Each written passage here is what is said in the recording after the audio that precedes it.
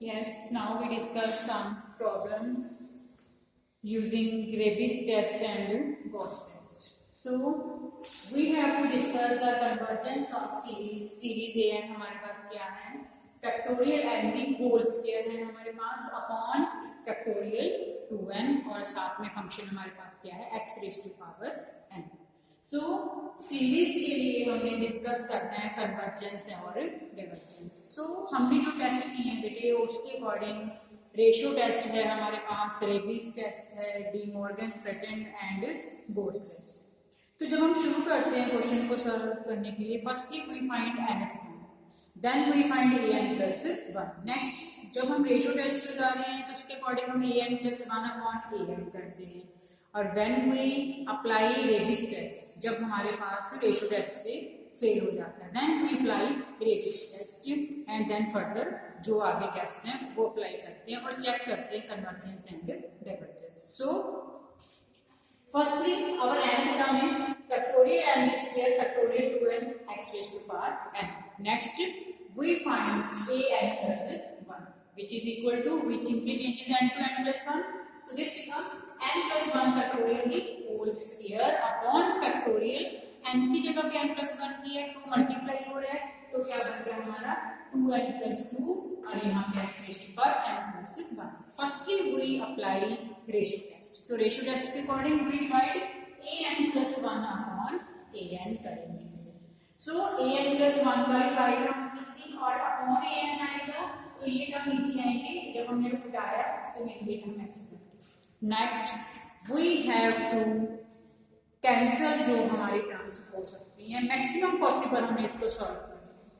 सो इसमें क्या है बेटे फैक्टोरियल n plus 1 की स्क्वायर और यहाँ पे क्या है फैक्टोरियल n की square. This means factorial n plus 1 को ओपन करेंगे. You know how to open this way, simply -1 term 5 factorial है तो 5 -1 4, देन 4 -1 3 एंड सो. और जहां पे हमने स्टॉप करना है वहां पे हम फैक्टोरियल लगा देंगे. तो हम क्या कर रहे हैं n plus 1 को ओपन किया तो क्या आ गया n plus 1 का स्क्वायर, देन मैंने स्टॉप करना है इसके बाद टर्म आएगी n क्योंकि -1 करना है n आ गया फैक्टोरियल वहीं पे स्टॉप कर दिया और क्या आ रहा है स्क्वायर. इसको ब्रेक करने x भी n x भी 1 आ गया फैक्टोरियल 2n.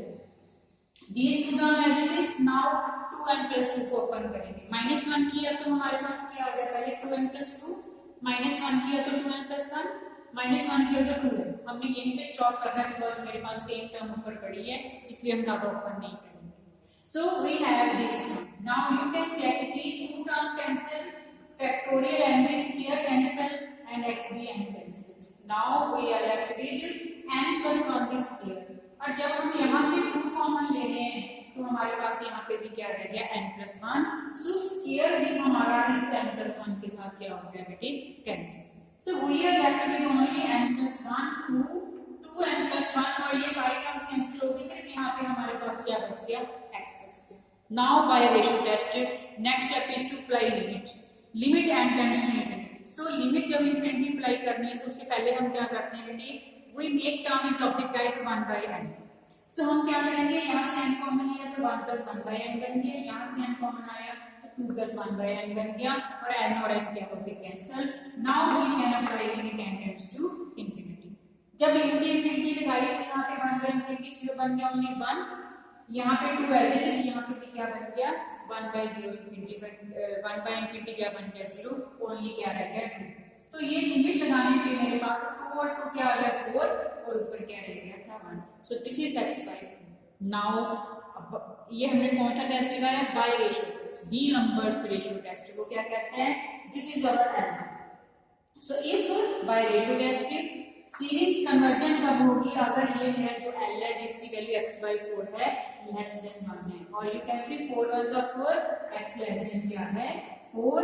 तो ये हमारी सीरीज क्या है बेटे convergent. Similarly if this l जिसको हम x by 4 बोल रहे हैं अगर ग्रेटर देन 1 है तो वो क्या हो जाएगा डाइवर्जेंट और you can say x greater than 4 then this हमारी सीरीज क्या हो जाएगी बेटे डाइवर्जेंट हो जाएगी. So by ratio test we have conclusion x less than 4 then convergent, greater than 4 then क्या है divergent.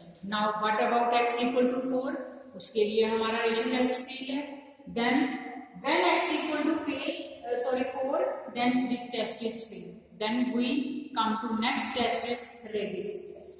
So when x equal to 4, तो हम देखते हैं हमारे पास यहाँ पे इस स्टेप पे आते हैं बेटे, बिकॉज इसके बाद हमें डिसाइड करना है कि हमारा जब लिमिट नहीं लगाई भी कौन सा टेस्ट अप्लाई करेंगे. So when x equal to 4, x equal to 4 किया, यहाँ पे 4 आ जाएगा, 2 रह जाएगा. Now we apply Rabies test, और Rabies test में क्या होता है, an/an+1 होता है. तो मेरी टर्म 2 वाली जो है, जो यहाँ पे आ रही थी, ये ऊपर आ जाएगी और ये टर्म नीचे आ जाएगी. आप यहाँ से भी कर सकते हो. Then we put here x equal to 4, this will come 2 to 4, 2 बच जाएगा. 2 into n+1 जो है और 2n+1 है, ये हमारी टर्म ऐसे आती है.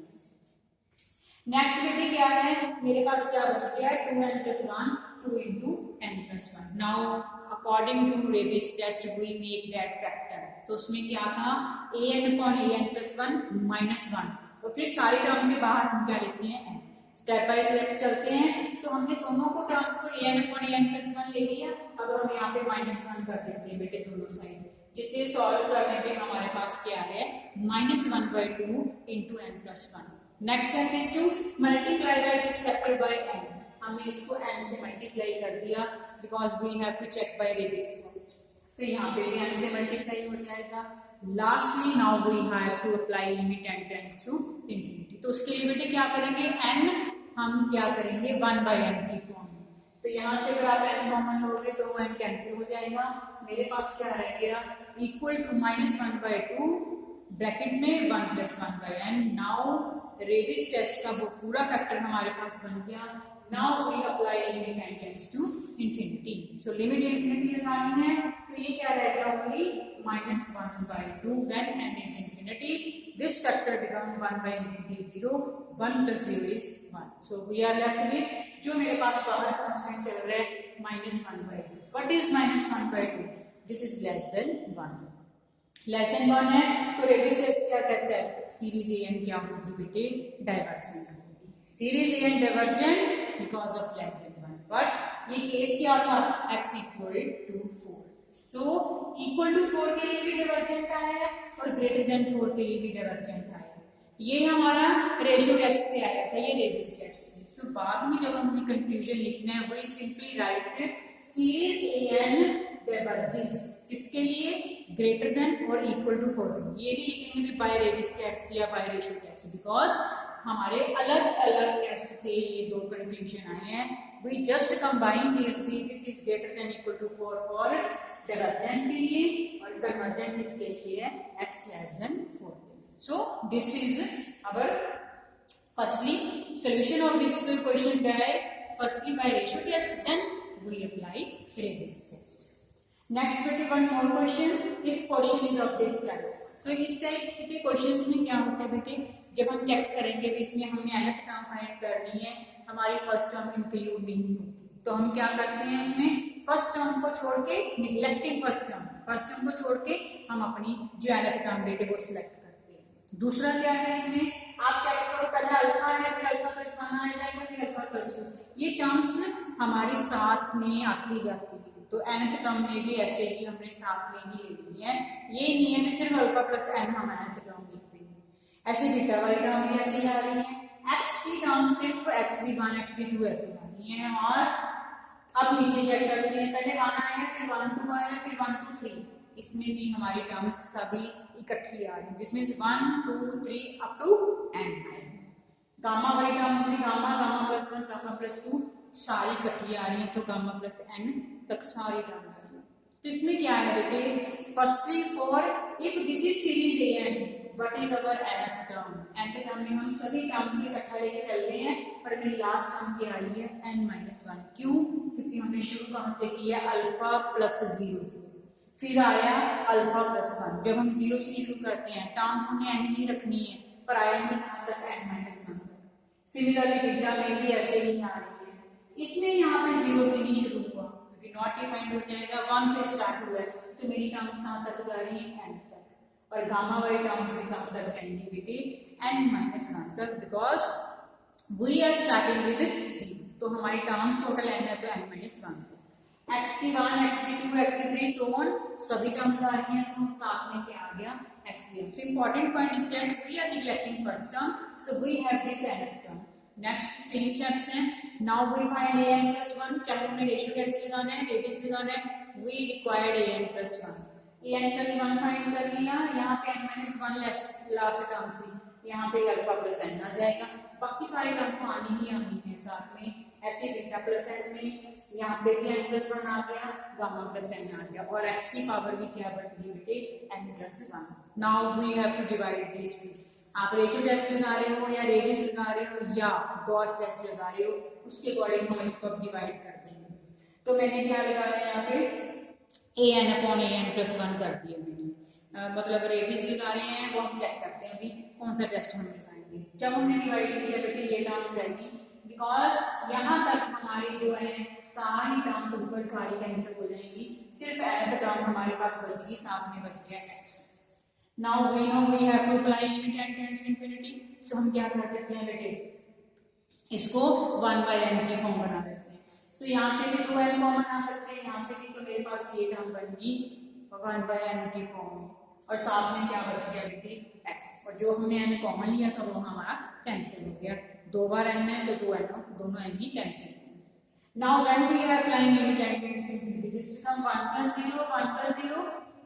1 plus 0 is 1, so 1, so बच गया क्या only x. So हम इसमें क्या अप्लाई कर रहे हैं, ratio test. So ratio test क्या कहता है बेटे, सीरीज कन्वर्जेंट कब होगी, इफ दिस x जिसको हमने L माना, if this x is less than 1 and divergent if this x is greater than 1. अगर हमारे पास कांस्टेंट वैल्यू आ जाती है बेटे तो हमें क्लियर हो जाता है कि वो लेस देन 1 है या ग्रेटर देन 1. पर जब हमारे पास कोई फंक्शन आ गया लाइक x है हमारे पास या कोई और फंक्शन आ रहा है, then we discuss this if this is less than 1 or greater than 1, according to we have convergence or divergence. Next is when x equal to 1. अब x equal to 1 है तब हमने क्या, बिकॉज x equal to 1 के लिए भी हमें discuss करना पड़ता है और रेशियो टेस्ट इसके लिए क्या है, फेल है. Now we take x equal to 1. अब हम x equal to 1 के लिए चलते हैं. हम यहाँ पे भी बेटे यहाँ पे x equal to 1 सब्स्टिट्यूट कर देते हैं, because we know we have to put limit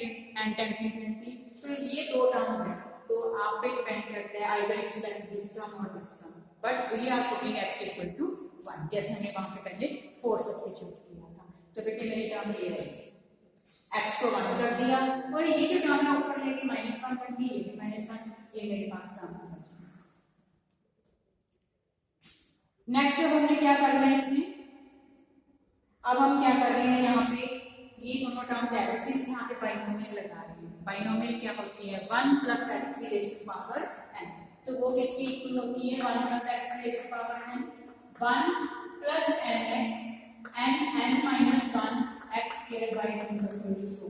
इसमें क्या है बेटे, हमने गॉस टेस्ट किया था जिसमें हमने order of 1 by n square की टर्म्स ली थी, जिसको हमने एक्सक्लूड कर दिया था बिकॉज वो सारी टर्म्स क्या आएंगी 1 by n square n cube की फॉर्म में. तो वो हम क्या करेंगे, जो ये सेकंड हमें यहाँ तक ही ओपन करेंगे और बाकी सारी terms order of 1 by n square में हमने वहां पे डाल देंगे. तो यहाँ पे क्या आ गया 1 plus nx, n is -1, x is alpha by n plus जो सारी टर्म्स हैं स्क्वायर वाली order of 1 by n square की फॉर्म में है. दूसरी ब्रैकेट ओपन करते हैं same 1 n is -1 x is bigger by n order of 1 by n square. Now we multiply these 4 brackets.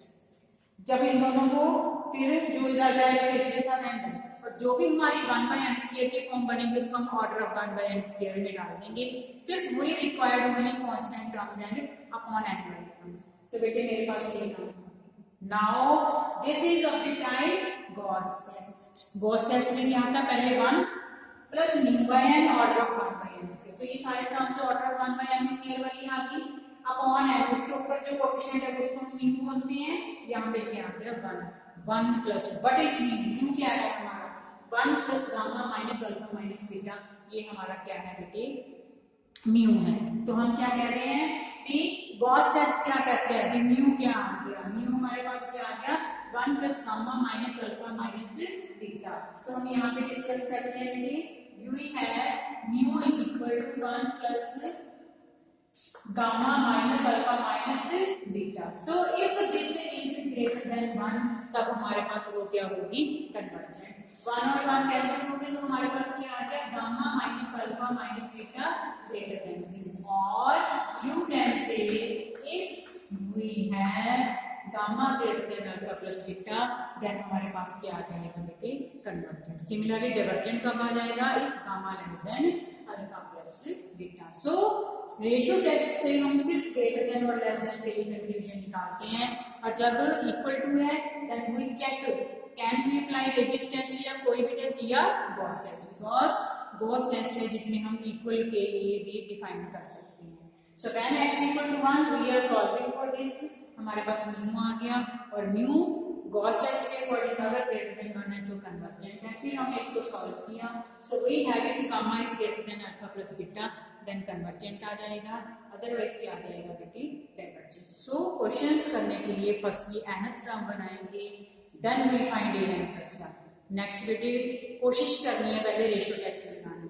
Ratio test से कंक्लूजन नहीं आता तो फिर हम सीधा गॉस टेस्ट भी लगा सकते हैं. नहीं तो आप पहले आप जैसे आपने रेशियो टेस्ट लगाया तो उसके बाद हमने यहाँ पे रेबिस टेस्ट लगाया था तो रेबिस टेस्ट के अकॉर्डिंग आ जाएगा. अदरवाइज हमारा गॉस टेस्ट से तो पक्का ही आ जाएगा.